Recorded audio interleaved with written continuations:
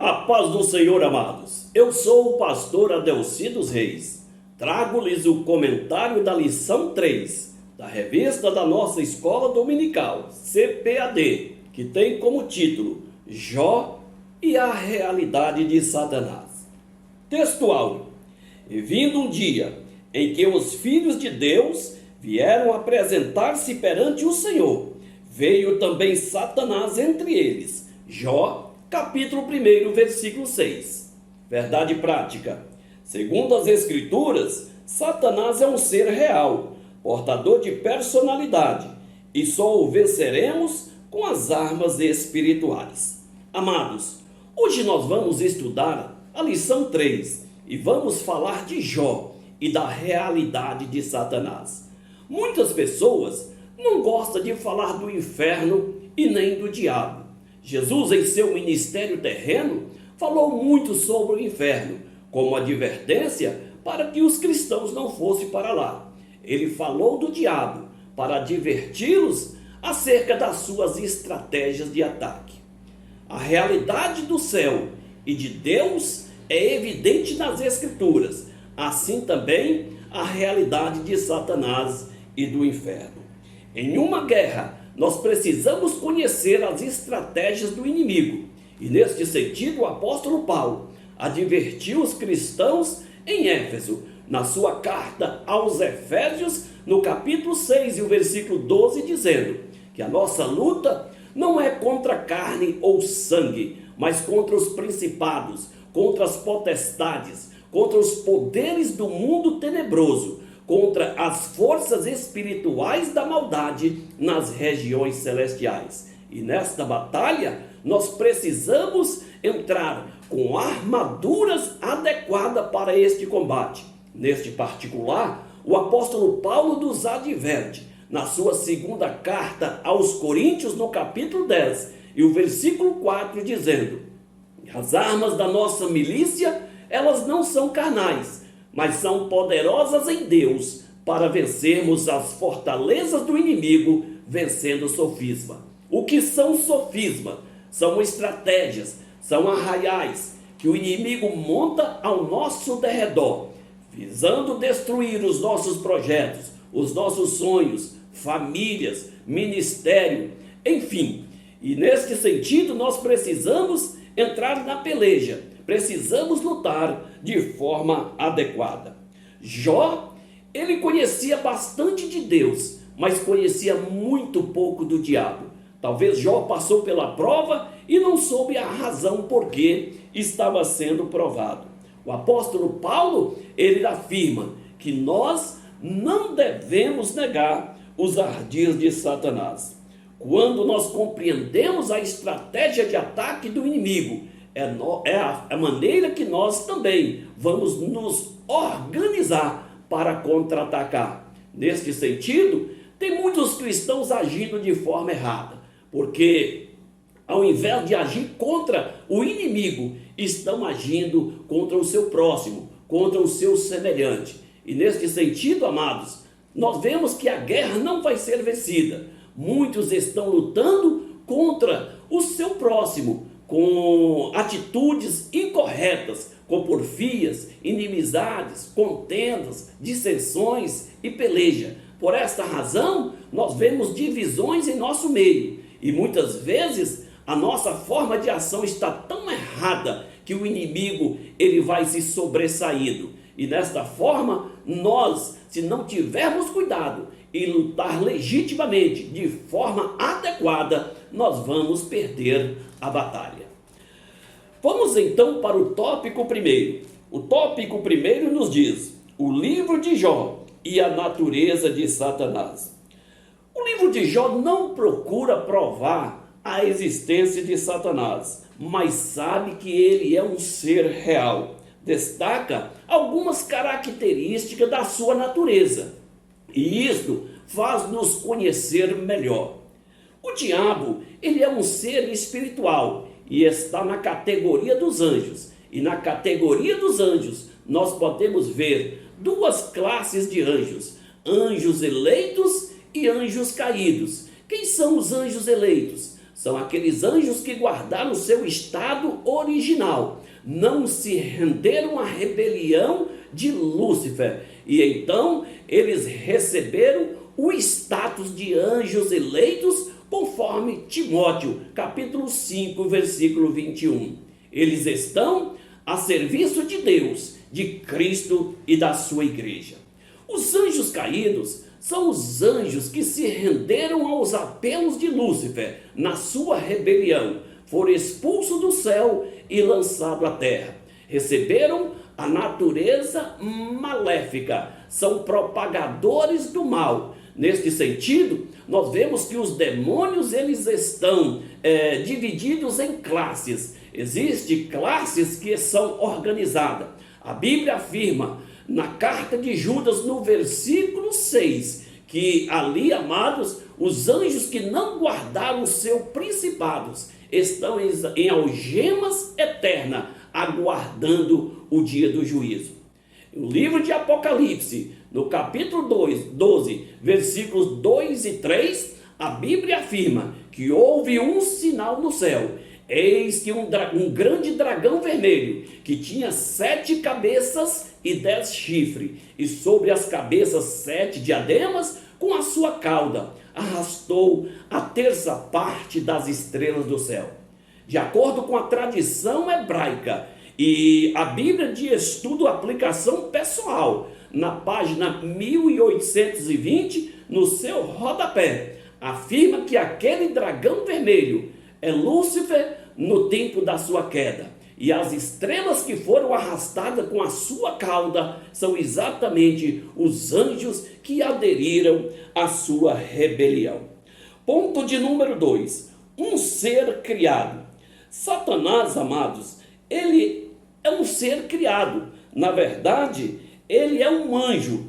Ele possui natureza espiritual. Mas mesmo tendo natureza espiritual, ele não é autoexistente. Ele é criado por Deus, ou seja, ele é de origem celestial, mas ele não é divino e nem eterno. A Bíblia afirma em 2 Coríntios, no capítulo 4, e o versículo 4, que ele é o Deus deste século. E Deus aqui está com letra minúscula, indicando que ele é um Deus sem essência. Porque Deus na essência divina é Jeová. Jeová é o Shaddai, Adonai Elohim, na pessoa do Pai, do Filho e do Espírito Santo, dotado de onipotência, onisciência, onipresença, eternidade e soberania, dentre outros atributos. Nem sempre o diabo, ele foi um anjo criado como os outros anjos. Portanto, ele é criatura e não o Criador. Todas as ações de Satanás têm que passar pelo crivo de Deus. Deus é que dá permissão a ele agir. Então, todas as ações de Satanás estão controladas pelo Senhor Jeová. Vamos então, amados, para o ponto de número 3. Um ser dotado de personalidade. O que é personalidade? Personalidade é o conjunto de qualidade que define a individualidade de um ser, sem aí precisar agir de forma independente. E esta individualidade define a sua forma de ser, de sentir e de agir. Ele é uma pessoa e apresenta como tal. Ele é uma personalidade. Ele pensa, ele age, ele questiona, ele às vezes projeta. Neste sentido, nós vemos Satanás argumentando com Deus, tentando convencer Deus que a fé que Jó tinha era uma fé superficial, era uma fé movida pela vantagem que ele recebia do Senhor. E à medida que o Senhor não o abençoasse, ele blasfemaria de Deus na sua cara. Nós vemos que Satanás sempre usa as suas estratégias de ataque. Nós vemos lá no jardim do Éden, ele convencendo Eva a comer do fruto da árvore do conhecimento do bem e do mal. E Eva tomou o fruto, comeu e deu a Adão, e ambos caíram. Vemos também Satanás agindo no deserto, tentando convencer Jesus a tornar as pedras em pão, tentando convencer Jesus a saltar do pináculo do templo, ou até mesmo ajoelhar aos seus pés para adorar. Neste sentido, nós vemos que Satanás, ele conhecia a vida de Jó, e por conhecer a vida de Jó, ele programou, organizou os seus ataques. Mas nós podemos ver que todas as estratégias de ataque do inimigo foi pelo conhecimento, e foi assim que ele projetou o seu ataque perspicaz. Vamos para o tópico de número 2, o livro de Jó e as obras de Satanás. Ponto 1, dor e sofrimento. É da natureza do diabo provocar dor e sofrimento nos seres humanos. Eu disse da natureza. Natureza é algo que não muda. Nós podemos entender a natureza como o conjunto de traços naturais, ou seja, instintos naturais que os seres têm, independente das influências externas. Neste sentido, nós podemos ver que é impossível os anjos eleitos praticar o mal. Também é impossível os anjos caídos praticar o bem. Você pode ser um grande domador, você pode domar um leão ou um tigre, mas você não pode mudar a sua natureza felina. Desta forma, nós, movido pelo poder do nome de Jesus, pelo poder do sangue de Jesus ou poder do Espírito Santo, nós podemos, amados, dominar os poderes das trevas, mas não podemos impedir os seus ataques maléficos, a sua natureza maléfica. É neste sentido que Satanás, ele é irrecuperável. Nós vemos que ele, desta forma, impôs ao patriarca sofrimento nunca visto na antiga aliança. Primeiramente, nós vemos o inimigo se levantando contra Jó, destruindo os bens patrimoniais de Jó, trazendo tristezas e angústia a Jó. Vemos também ele atacando a sua família, destruindo a vida dos filhos de Jó. Finalmente, nós vemos Satanás atingindo Jó com uma enfermidade terrível, fazendo sofrer, fazendo ter angústia, tristeza e dor.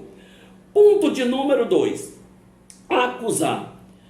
Faz parte da natureza diabólica de Satanás acusar. A Bíblia o reconhece como acusador. Veja que ele acusou Jó de praticar uma religião superficial. E ele se apresenta perante Deus fazendo esta acusação, que Jó só serviria a Deus, só vivia na obediência a Deus porque recebia os benefícios de Deus. À medida que aqueles benefícios fossem removidos, Jó blasfemaria de Deus na sua cara.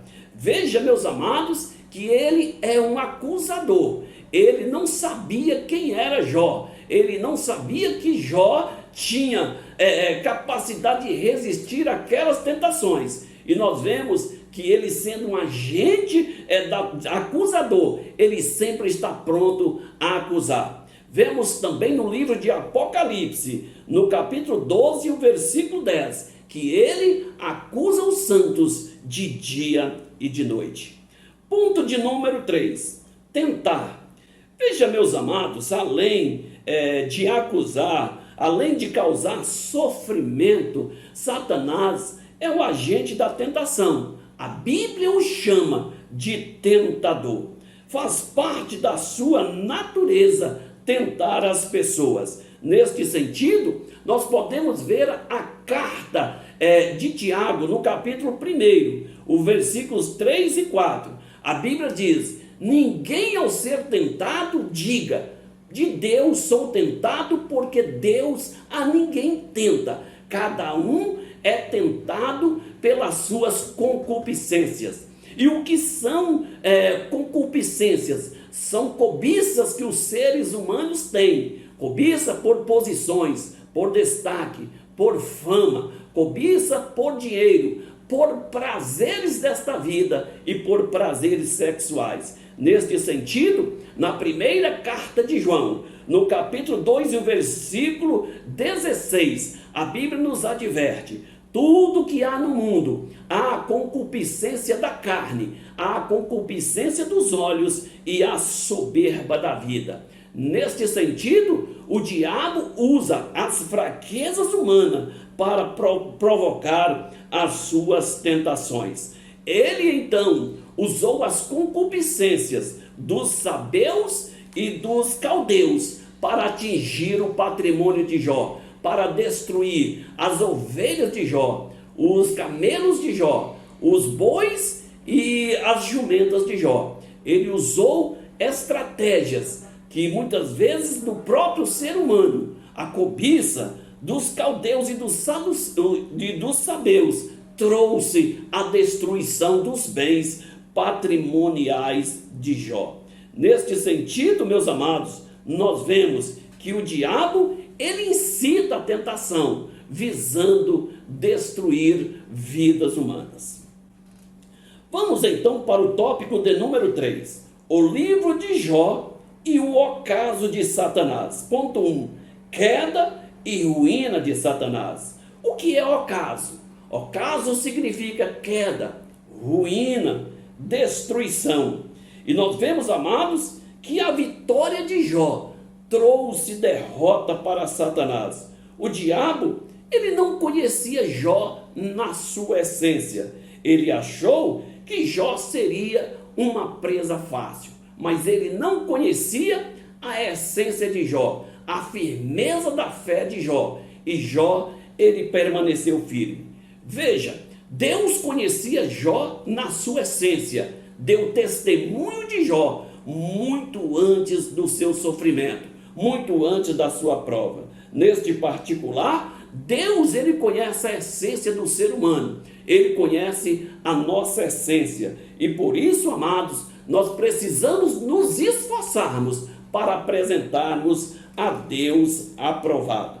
Veja, em quase todo o livro, Deus, ele permanece em silêncio, mas o silêncio de Deus fala alto. Deus, quando está em silêncio, ele está nos trazendo uma grande mensagem.